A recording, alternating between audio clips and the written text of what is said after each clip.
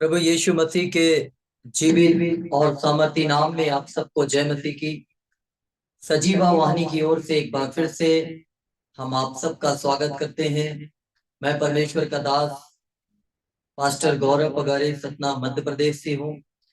सो परमेश्वर का मैं बहुत धन्यवाद करता हूँ कि प्रभु ने ये बहुत ही सुंदर अवसर जो हमारे जीवन में दिया कि हम इन 40 दिनों में प्रभु यीशु मसीह के सुसमाचार का प्रचार करें।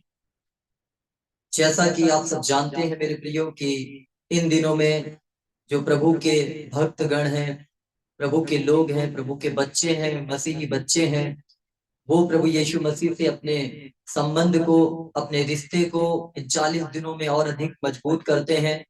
सो मेरे और आपके लिए भी ये समय है कि हम इन 40 दिनों में प्रभु यीशु मसीह से अपने रिश्ते को और अच्छा करें। सो आज मेरा विषय है उपास। आज हम प्रभु के कलाम, प्रभु के वचन में से देखेंगे कि प्रभु हमें क्या बताते हैं और क्या सिखाते हैं, हमें उपवास क्यों रखना है। जैसा आप सब जानते हैं कि इन 40 दिनों में प्रत्येक विश्वासी अपने अपने तरीके से उपवास को रखता है, अपने विश्वास को बढ़ाता है, अपने रिश्ते को प्रभु यीशु मसीह के साथ अच्छा करता है।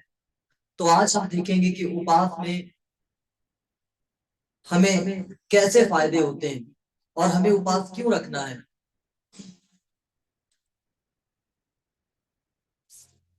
मत्ती रचित सुसमाचार उसका 4 अध्याय और उसका 1 से आगे पद में हम देखते हैं, तब आत्मा यीशु को जंगल में ले गया ताकि इबलीस से उसकी परीक्षा हो। वह 40 दिन और 40 रात निराहार रहा। तब उसे भूख लगी। तब परखने वाले ने पास आकर उससे कहा, यदि तू परमेश्वर का पुत्र है तो कह दे कि ये पत्थर रोटी बन जाए। तो वह कह दे कि पत्थर रोटी बन जाए। यीशु ने उत्तर दिया, लिखा है, मनुष्य केवल रोटी ही से नहीं परंतु हर एक वचन से जो परमेश्वर के मुख से निकलता है जीवित रहेगा। यहाँ पर अभी हमने प्रभु के वचन को मेरे प्रियो पढ़ा कि जब आत्मा, पवित्र आत्मा, अगर आप इसे लूका में पढ़ेंगे तो वहां पर भी इन बातों का जिक्र है। तब आत्मा यीशु को जंगल में ले गया ताकि शैतान से यीशु मसीह की परीक्षा हो।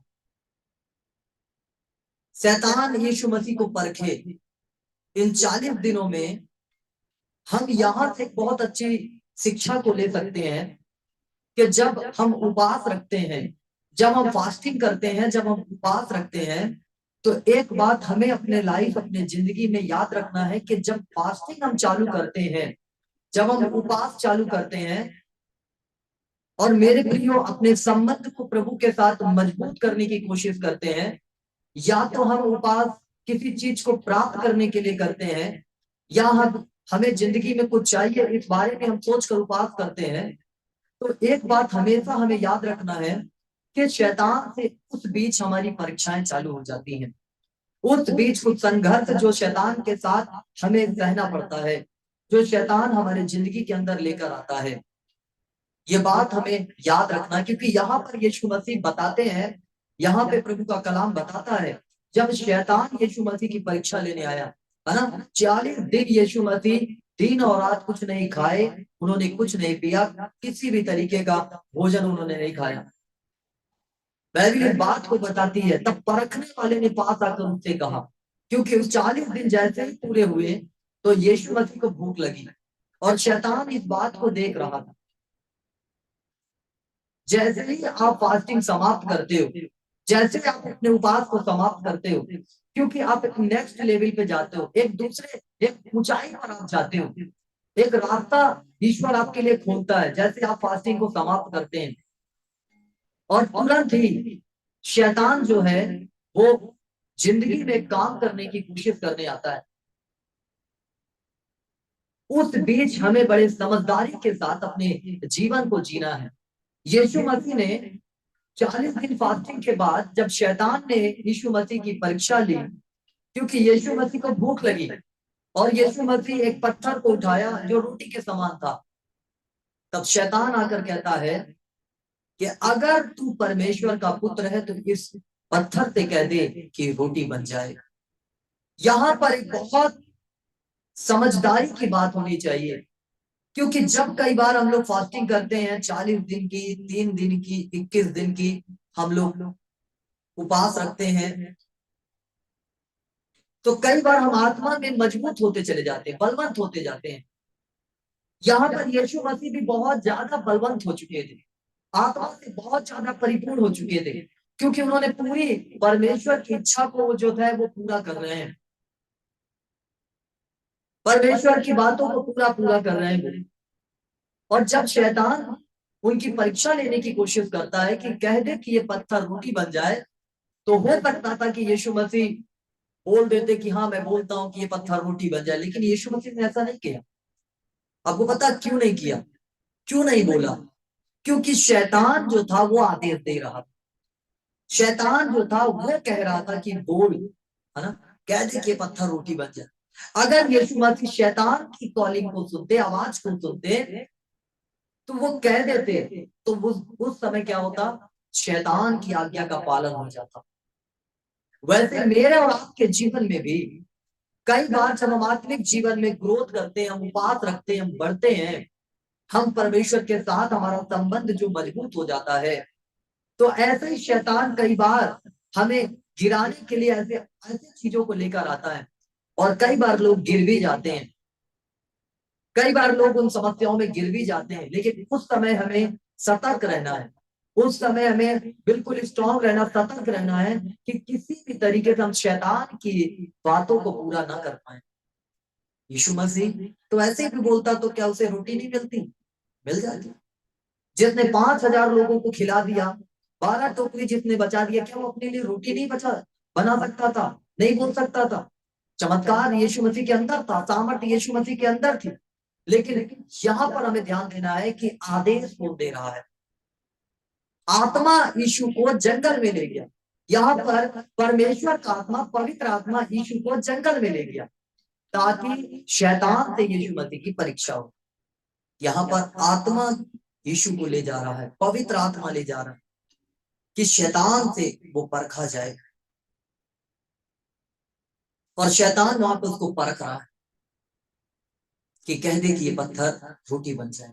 लेकिन यीशु मसीह ने ये नहीं कहा कि हाँ मैं बोलता हूँ, तू मुझे क्या सोचा है, तूने मेरे बारे में क्या जाना है, मैं कह देता हूँ कि पत्थर हो। लेकिन यीशु मसीह ने ऐसा नहीं कहा। यीशु मसीह ने कहा कि मनुष्य केवल रोटी ही से नहीं, परंतु परमेश्वर के हर एक वचन से जीवित रह सकता है। हालेलुया। यीशु मसीह ने कहा कि मनुष्य केवल रोटी से नहीं, परंतु परमेश्वर के हर एक वचन से जो उसके मुख से निकला है वो जीवित रहेगा।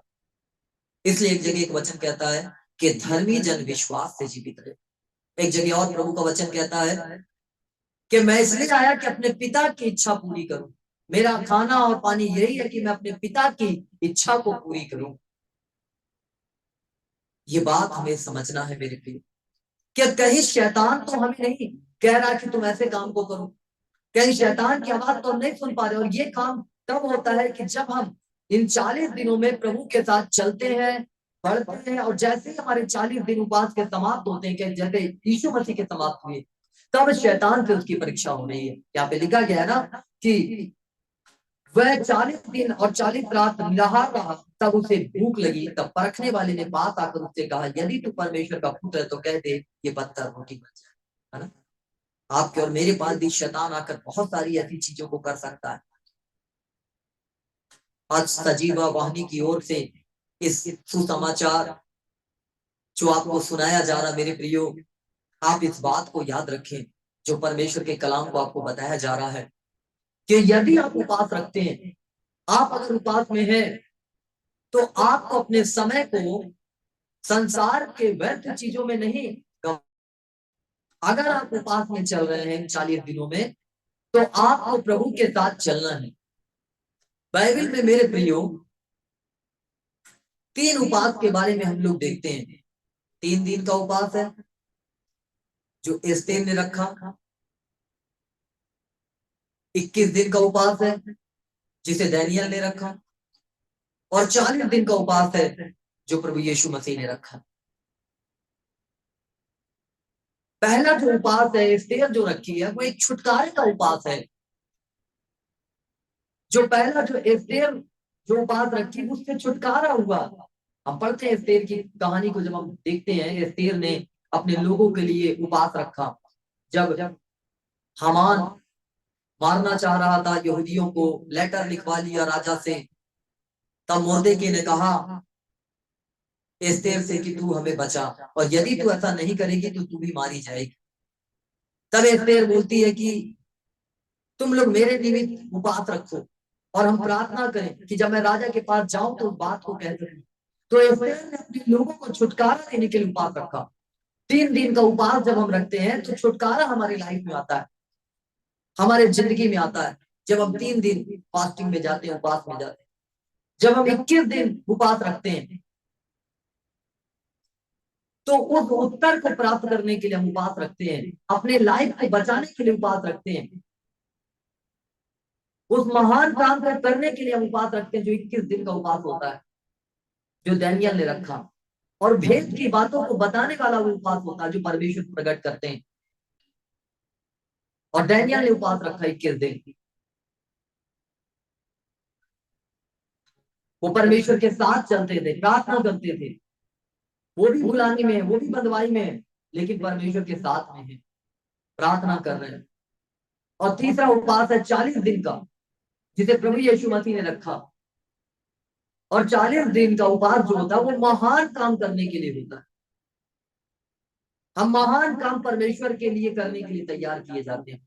यीशु मसीह 40 दिन का उपवास रखा, उसने महान काम किए, परमेश्वर पिता के अद्भुत तरीके से उन्होंने काम किए।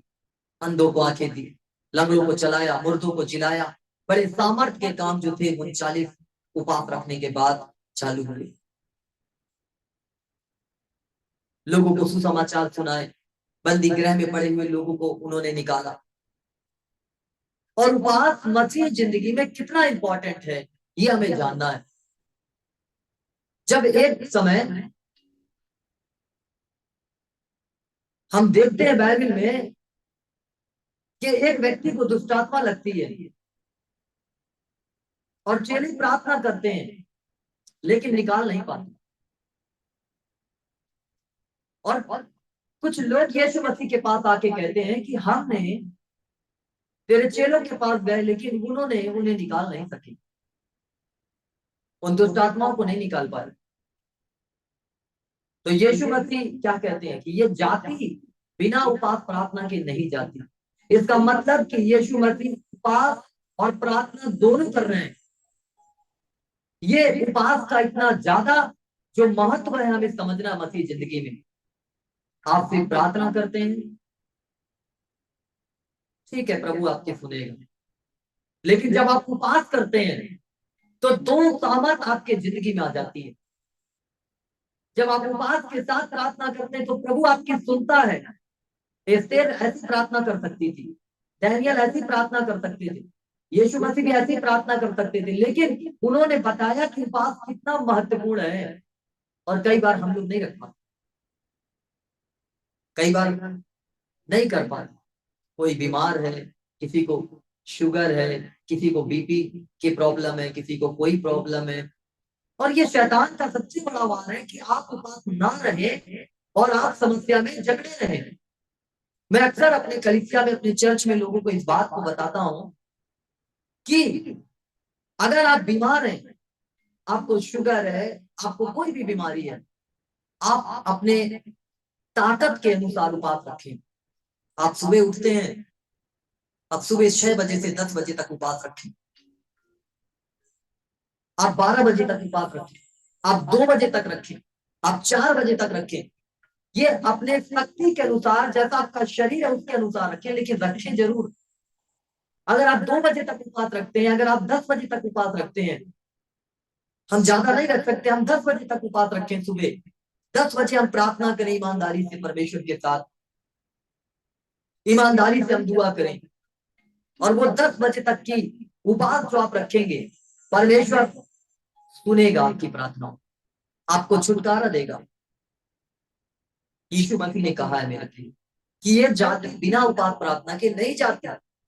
आपके लाइफ में अगर कोई समस्या से आप गुजर रहे हैं, आप परेशानियों से गुजर रहे हैं, आप तकलीफों से गुजर रहे हैं, समस्याएं आपके जिंदगी से जा नहीं रही, बीमारियां आपको छोड़ नहीं रही, दुख पीड़ा आपको छोड़ नहीं रहा। इसका कारण है कि परमेश्वर चाहता है कि आप उपवास रखें और आप अपनी शरीर के शक्ति के अनुसार उपवास रखें, क्योंकि परमेश्वर बलिदान से प्रसन्न नहीं होते, वचन कहता है वो दया से प्रसन्न होते।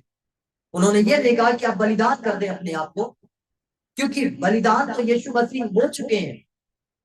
आपके लिए फिर प्रभु कहते हैं कि मेरा बेटा मेरी बेटी प्रार्थना कर, उपवास रख, और जब आप ऐसा करते हैं तो प्रभु आपकी सुनता है।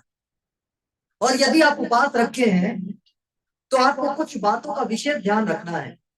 मत्ती रचित सुसमाचार उसका 6 अध्याय उसका 17-18 पद कहता है, परंतु जब तू उपवास करे तो अपने सिर पर तेल मल और मुंह धो।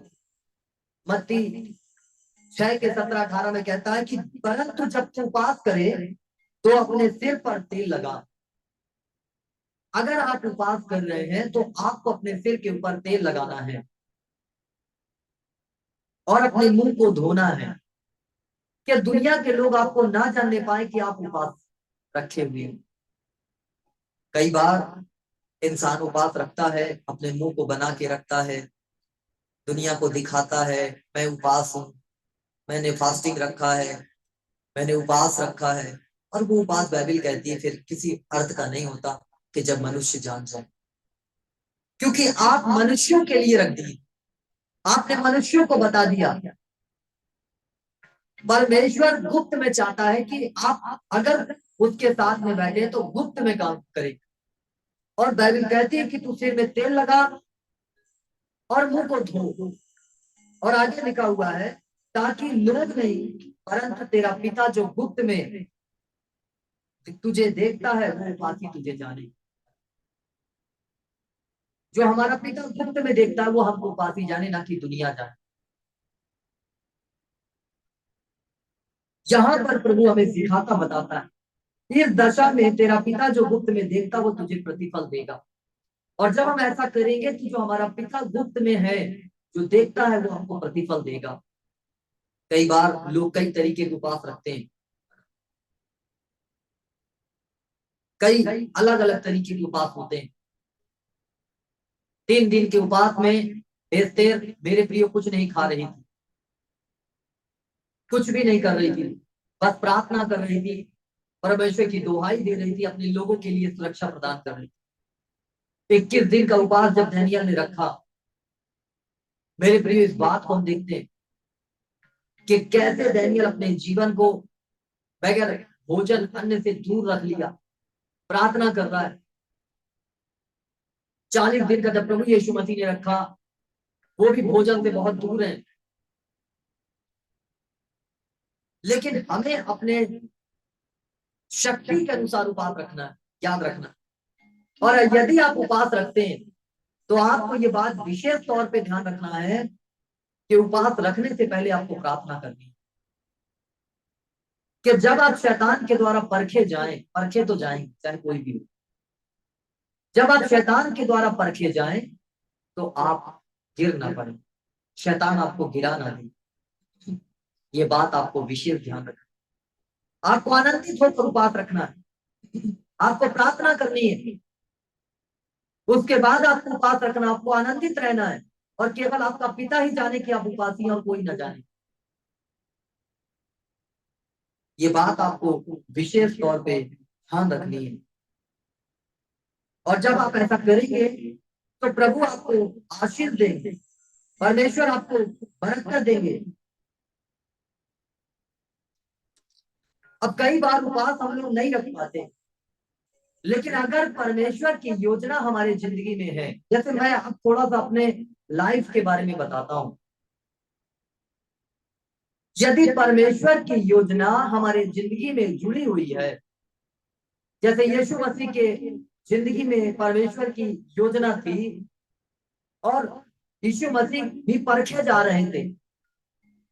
ऐसा मैं आपको बताना चाहता हूं कि जब सन 2012-13 में मैंने प्रभु यीशु मसीह को अपना जीवन दिया पूरे तरीके से, और मैं प्रभु यीशु मसीह के साथ ईमानदारी से चलता, प्रार्थना कर रहा था, दुआ कर रहा था। लेकिन मैं कभी उपवास नहीं रखा था। मैंने कभी उससे पहले उपवास नहीं रखा। मैं एक बॉन्ड क्रिश्चियन हूँ और मैंने कभी जिंदगी में उपवास नहीं रखा। ना मेरे घर वालों ने मुझे कभी सिखाया, ना मुझे बताया। हाँ, मैं इतना जानता था फ्राइडे के दिन उपवास रखना, बचपन में हमें बताया जाता था, लेकिन मैंने कभी नहीं रखा। कोशिश किया लेकिन मुझसे हुआ नहीं। जवानी में भी हर तरीके से हम ऐसे सब बातों को देखते गए, लेकिन उपवास नहीं रखा। लेकिन 2012 में 13 में जब प्रभु यीशु मसीह मेरे जिंदगी में आए और परमेश्वर ने एक योजना मेरे लाइफ मेरे जिंदगी के लिए बनाई, तो आपको पता, मैं ट्रैवल में चला गया, एक यात्रा में गया जो जिंदगी की यात्रा है। वो कैसी यात्रा? जब मैं प्रभु यीशु मसीह के साथ चलने लगा तो परिस्थितियां जो थी वो मेरे विपरीत होती चली गई। और मैं यीशु मसीह के साथ एक अच्छे संबंध को बना के रखता हूँ, एक अच्छे रिश्ते को बनाया हूँ, लेकिन आत्मा, पवित्र आत्मा मुझे शैतान के द्वारा इस्तेमाल करवाने की, कैसे मेरा शैतान मेरी परीक्षा ले।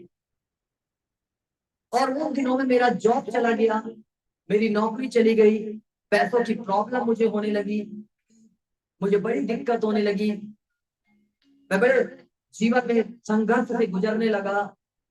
मेरे पास भोजन नहीं, मेरे पास खाना नहीं, किसी प्रकार का कोई सहायता करने वाला नहीं, कोई मदद करने वाला नहीं। और मैं बड़ी पीड़ा में चला गया, बड़े तकलीफ में चला गया। मैं प्रभु यीशु मसीह के साथ अच्छे रिश्ते को बनाया हूँ, मैं रात भर प्रार्थना कर रहा हूँ, मैं दुआ कर रहा हूँ, मैं वचन पढ़ रहा हूँ, मैं सब कुछ बेहतर कर रहा हूँ, एक मसीह लाइफ मसीह जिंदगी है। लेकिन उसके विपरीत मेरे जिंदगी में सब कुछ हो रहा है। रास्ता मुझे कहीं दिख नहीं रहा है, मुझे कहीं भी कोई मार्ग नहीं समझ में आ रहा है कि मैं कैसे बाहर निकलूं। 2012, 13, 14, 15 ऐसे करते करते मेरी जिंदगी के जो स्वर्ग थे बढ़ते गए। 2015 में परमेश्वर पिता ने मुझे पूरे रीति से अपनी मिनिस्ट्री में उतारा, अपनी सेवकाई में लेकर आया। लेकिन परिस्थितियां मेरी कुछ भी नहीं बदली। मेरे घर में कमियां वैसे ही हैं, मुझे दिक्कत वैसा ही है, बड़ी समस्या है, पैसों की प्रॉब्लम, आर्थिक रूप से मैं कमजोर हूँ। ये सारी चीजें मेरे साथ चल रही हैं। और इन सब चीजों को मैं सहते हुए 2019-20 में मैं पहुंचा, 21-22 में पहुंच गया। मेरे जिंदगी के 7 साल बड़े संघर्ष से बीते, यहां तक कि मैंने, मेरे घर में किचन में कोई राशन का सामान नहीं, सिलेंडर 7 सालों तक, मुझे आज भी याद है, मैंने सिलेंडर नहीं भर पाया। लेकिन जैसे ही मैं 21-22 इन सालों में मैं पहुंचा, एक बड़ा बदलाव आया। और वो बदलाव आया जब प्रभु मुझे ग्रोथ करने लगे, अपनी सेवकाई में मुझे बढ़ाने लगे। और मैं उन बातों को जो बैक हुई मेरे जिंदगी में, मैं उन्हें याद करने लगा। तब पवित्र आत्मा ने मुझे बताया कि तू पाप नहीं कर सकता था, तू फास्टिंग नहीं कर सकता था, लेकिन ये परिस्थिति तेरे जिंदगी में जब आई, जब तेरे पास खाने को नहीं हुआ, जब तेरे पास किसी तरीके से कोई सुविधाएं नहीं हुई, तो तेरे पास कोई चारा नहीं था, कोई रास्ता नहीं था। केवल और केवल एक ही रास्ता था कि तू वचन पढ़े और प्रार्थना करे, वचन पढ़े और प्रार्थना करे। और वो बात मुझे मालूम चला कि वास्तव में जो यहाँ पे लिखा कि मनुष्य केवल रोटी से नहीं, परमेश्वर के वचन से जीवित रह सकता है, और वो बातें मेरी जिंदगी में पूरी हुई। एक टाइम में अगर भोजन करूं तो दूसरे टाइम मेरे पास भोजन नहीं रहता। मेरी छोटी सी बच्ची, वो भी नॉर्मल तकलीफ में हमारे साथ पीड़ा में, मेरी पत्नी मेरे साथ पीड़ा में, दर्द में, फिर भी हम प्रभु की आराधना आत्मा और सच्चाई से कर रहे थे।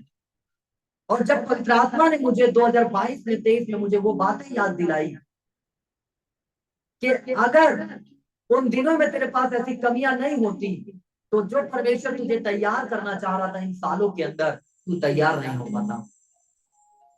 ये बात भी मुझे पौलुस के जीवन से मालूम चलती है कि जब पौलुस को यीशु मसीह दर्शन देते हैं, जब पौलुस मसीहों को सताने के लिए अंताकिया में जाता है, तो वहां पर हम इस बात को देखते हैं कि यीशु मसीह के साथ एनकाउंटर होता है, उसका मुलाकात होती है।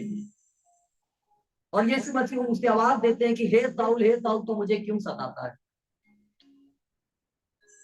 और साउल उसकी आवाज को सुनता है और कहता है कि पहले में लात मार के आगे बढ़ना मेरे लिए अच्छा नहीं, मैं रुक के आवाज सुनने लगा। उसके साथी भी आवाज सुन रहे थे। वहां के घटना को जब आप पढ़ते हैं प्रेरितों के काम 9 और 8 में, साउल जो है जब उसके खड़ा हुआ, जब वो चला तो उसको दिखाई नहीं दिया, उसके आंख अंधी हो गई। प्रेरितों के काम जब आप पढ़ेंगे, और साउल ने 3 दिन तक कोई भी भोजन नहीं खाया। अब यहाँ पर थोड़ा सा ध्यान दीजिएगा कि जो साउल है वो जा रहा है मसीहों को सताने के लिए।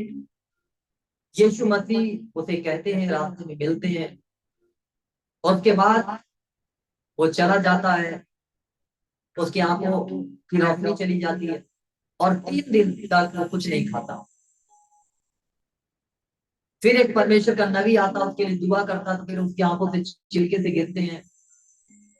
फिर जो साउल है वो भोजन करता, फिर सेवा में निकल जाता। एक बात आपने यहाँ पर देखी कि जब परमेश्वर की योजना आपके जिंदगी के लिए होगी, और जब आप उपास अपने से नहीं रखेंगे, तो परमेश्वर पिता आपको उपास रखना सिखाएंगे। पौलुस को उन्होंने 3 दिन तक भूखा रखवाया वहां, क्योंकि 3 दिन के बाद पौलुस के जिंदगी में एक बड़ा बदलाव आना था, और वो प्रभु यीशु मसीह का एक बहुत ही सुंदर सुसमाचार सुनाने वाला प्रचारक बन गया। हालेलुया। यदि आप सोचते होंगे कि उपवास मैं नहीं रख सकता हूँ, या मैं नहीं रख पाऊंगा, या नहीं रख पाऊंगी, और यदि आपके जीवन में परमेश्वर की योजना है, जैसे मेरे जीवन में थी, मैंने कभी भी उपवास नहीं रखा, लेकिन 7 सालों तक परमेश्वर ने मुझे उपवास रखना सिखाया, मुझे कमियों में लेकर गया। वो इसलिए लेके गया कि आगे मेरी जिंदगी में जो बेहतर चीज है, जो होने वाली है, उनको मैं यहाँ से सीखते चले जाऊं। लेकिन जब परिस्थिति ऐसी थी तो मुझे बिल्कुल अजीब लगता था। मैं उस समय समझ नहीं पा रहा कि ऐसा क्यों। प्रभु मैं तो इतना दुआ कर रहा हूँ प्रभु, मैं तो इतनी प्रार्थनाएं कर रहा हूँ प्रभु, मैं तो आपके साथ में हूँ प्रभु, लेकिन फिर भी मेरी जिंदगी में ऐसा क्यों। बड़ी पीड़ा से होकर मैं गुजर रहा। मेरी वाइफ को टीबी की बीमारी हो गई, पैसा नहीं है, नौकरी नहीं है, छोटी सी बच्ची है, उसको बिस्किट के लिए भी मेरे पास पैसा नहीं है कि मैं उसे कुछ दे पाऊं। और मेरी बेटी के अंदर पवित्र आत्मा ने एक बड़ा अच्छा अनुग्रह को दिया कि वो मुझसे कहती थी कि डैड, जब आपके पास पैसा होगा तब आप मुझे बिस्किट ला के दीजिएगा। ऐसी बातों को पवित्र आत्मा उस बच्ची के जीवन में दे रहे हैं। उसको भी पता है कि मेरे पिता के पास पैसा नहीं है। जब मैं कहीं सेवा में जाऊं, कोई मुझे 5 रुपए 10 रुपए ऐसा करके मुझे दे, जब मैं गांव में जाऊं, कहीं जाऊं, जब मुझे लोग दे, तो मैं पैदल ही यात्रा करते हुए उस पैसे को बचा के अपने बच्चों के लिए मैं बिस्किट के लिए लेके आता था। उस समय तो वो परिस्थिति मुझे बहुत बड़ी लग रही, लेकिन मुझे बाद में समझ में आया कि ये दिन मेरे सिखाए जाने के दिन है, क्योंकि मैं उपवास नहीं रख सकता। मैं बॉन्ड क्रिश्चियन, मैं बचपन से मसीही, मैंने कभी अपने लाइफ में बचपन से लेके मैंने कभी इस तरीके की समस्या को अपनी जिंदगी में नहीं देखा। लेकिन जब यीशु मसीह मुझे इस्तेमाल करने के लिए खड़ा कर रहा था, वो बड़ी परिस्थितियां विपरीत मेरे घर हो गई, परीक्षाएं मेरे जिंदगी में चालू हुई।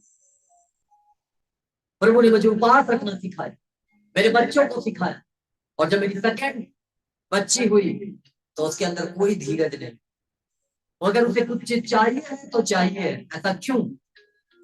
क्योंकि जब परमेश्वर ने परिस्थिति को बदल दिया, जब मेरे दिन उपवास के थे, जब मेरे दिन पीड़ा से भरे हुए थे, तो मेरी बेटी, बड़ी बेटी के जीवन में पवित्र आत्मा ने उसे नम्रता के साथ सहनशील बनाया, धीरज धरना बनाया, बना के भेजा। लेकिन सेकंड बच्ची को मेरे प्रियो एक भी धीरज नहीं, है? क्योंकि परिस्थिति बदल गई। परमेश्वर मेरी परिस्थिति को बदला तो सेकंड बच्चा ऐसा हुआ। याद रखो कि अगर आप उपवास नहीं रखेंगे तो परमेश्वर पिता आपको उपवास रखना सिखाएंगे। इसलिए मसीही जिंदगी में हमें उपवास रखना सीख जाना है, क्योंकि बगैर उपवास प्रार्थना के आप जीत नहीं सकते अपनी लाइफ। आज अगर मैं यहां तक पहुंचा हूं तो मैं यीशु मसीह से उपवास करके, प्रार्थना करके, जो प्रभु ने मुझे सिखाया, पहुंचा हूं। इसमें मेरी कोई ताकत नहीं है, मेरी कोई बुद्धि नहीं है, मेरी कोई समझ नहीं है, इसमें प्रभु का हाथ है मेरे प्रिय। आज प्रभु भी आपको कहता है कि आपको भी उपवास रखना है। अगर आप बेहतर जिंदगी चाहते हैं तो, आप बेहतर लाइफ चाहते हैं तो, बेहतर संगति आप परमेश्वर से चाहते हैं तो आपको उपवास रखना है। यशाया उसका 58 अध्याय में यदि आप लोग देखेंगे तो क्या कहता है, 6 और 7 पर, जिस उपवास से मैं प्रसन्न होता हूँ वह क्या यह नहीं कि अन्याय से बनाए हुए दासों और अंधेर सहने वालों का जुआ तोड़कर उनको छुड़ा लेना और सब जुए को टुकड़े टुकड़े कर देना। क्या वह यह नहीं कि अपनी रोटी भूखों को बांट देना, अनाथ और मारे मारे फिरते हुओं को अपने घर ले आना, किसी को नंगा देखकर वस्त्र पहनाना और अपने जाति भाइयों से ना छिपाना। जिस उपास से यीशु मसीह प्रसन्न होते हैं, क्या है वो ये नहीं है कि तुम्हें लोगों की मदद करनी चाहिए, तुम्हें लोगों की हेल्प करनी चाहिए, तुम्हें लोगों की सहायता करनी चाहिए, किसी नंगे को देखो तो उसे कपड़ा पहनाना चाहिए, किसी भूखे को देखो तो उसे खाना खिलाना चाहिए, किसी अनाथ को देखो तो उसे मदद करना चाहिए। क्या ये उपास से मैं प्रसन्न नहीं होता हूँ? और एक बात और यीशु मसीह यहाँ पे कहते हैं, परमेश्वर कहता है कि अपने जाति भाइयों से अपने को मत छुपाओ। कई बार मैं और आप पीड़ा और समस्या में होकर गुजरते हैं, तकलीफों में होकर गुजरते हैं, और हमें ऐसा लगता है कि मैं तो प्रभु का जन हूं, या मैं परमेश्वर का व्यक्ति हूं, या मैं परमेश्वर का लोग हूं। यदि मैं किसी से बोलूंगा तो लोग मेरे बारे में क्या बोलेंगे, लोग मेरे बारे में क्या सुनेंगे। बाइबल क्या बताती है सुनिए, कि अपने जाति भाइयों से आपको अपने आप को नहीं छुपाना है। अगर आप किसी पीड़ा में है, आप किसी समस्या में है, आप किसी दर्द में है, तो आपको अपने लोगों पर, अपने जनों पर अपने आप को प्रकट करना है। आपको बताना है कि मैं इस समस्या में हूं, मैं इस प्रॉब्लम में हूं, मेरे लिए दुआ करो, मेरी मदद करो, मेरी हेल्प करो। यहाँ पर यीशु मसीह कहते हैं, पतरस की पत्री को भी जब हम पढ़ते हैं तो वहां पर भी यीशु मसीह ने एक बात बहुत अच्छी पतरस की उस पत्री में बताया कि जब तुम किसी की मदद करो, जब तुम किसी की हेल्प करो, खासकर याद रखना, मसीह भाई बहनों की पहले मदद करो। जो मसीह में है उनकी हेल्प पहले करो, जो मसीह में चल रहे हैं उनकी मदद पहले करो। अगर कोई नंगा तो उसे कपड़े पहनाओ, यदि कोई भूखा तो उसे खाना खिलाओ। ये बाइबल हमें सिखाती है, ये बाइबल हमें बताती है कि मैं कौन सी बात से प्रसन्न होता हूँ, मैं किस बात से प्रसन्न होता हूँ। यहाँ पर यशाया 58 में प्रभु हमें सिखाता है, अगर कोई भूखा है, प्यासा है, तड़प रहा है, बीमारी में है, तो उनकी हमें हेल्प करना है। तब हम परमेश्वर के बातों को पूरा कर सकते हैं। मैं ऐसे उपास से प्रसन्न होता हूँ। लोगों की मदद करो। जिस दिन आप फास्टिंग में जाते हैं, आप 1 दिन की उपास रखें, आप 3 दिन की रखें, 21 दिन, आप 21 दिन में कितना भोजन खा लेते हैं, आप क्या क्या खा लेते हैं, आप थोड़ा नोटिस करें। 21 दिन में आप क्या क्या खा लेंगे, इन 40 दिनों में आप क्या क्या खाएंगे और क्या क्या छोड़ेंगे। अगर आप 40 दिन की उपास में, तो 40 दिन में जो कुछ भी आप अगर पूरी फास्टिंग कर रहे हैं, तो देखिए कि 40 दिनों में मैं कितना भोजन खा पाता हूँ, मैं कितना क्या खा पाता हूँ। उन 40 दिनों का राशन अलग करें, उन 40 दिनों का खाने की वस्तुओं को अलग करें, और ऐसे लोगों की हेल्प करें जो वास्तव में समस्या में है, जो परेशानी में है, जो पीड़ा में है। केवल मुंह से बाइबल कहती बोल देने से कोई गर्म नहीं होगा, उसको हमें कपड़ा पहनाना पड़ेगा, नंगे को हमें कपड़ा पहनाना पड़ेगा, भूखे को हमें खाना खिलाना पड़ेगा। यीशु मसीह ने अपने जिंदगी में, अपनी सेवकाई में हर एक चीज को पूरा किया। जब यीशु मसीह के पीछे पीछे लोग सुसमाचार सुनने के लिए चले आते थे, हजारों की संख्या में लोग आते थे, यीशु मसीह उनको सुसमाचार सुनाते थे, बताते थे। फिर यीशु मसीह अपने चेलों को परखते थे कि हम इनको भोजन कहां से खिलाएं, और चेले बोलते थे प्रभु इतना सारा आटा भी इनके लिए कुछ नहीं होगा। और यीशु मसीह बोलते हैं अच्छा, और फिर यीशु मसीह उनको लिए भोजन का उपाय करते हैं। उनका खाने का उपाय करते, 5 रोटी और 2 मछलियों से 5,000 लोगों को खिला देते।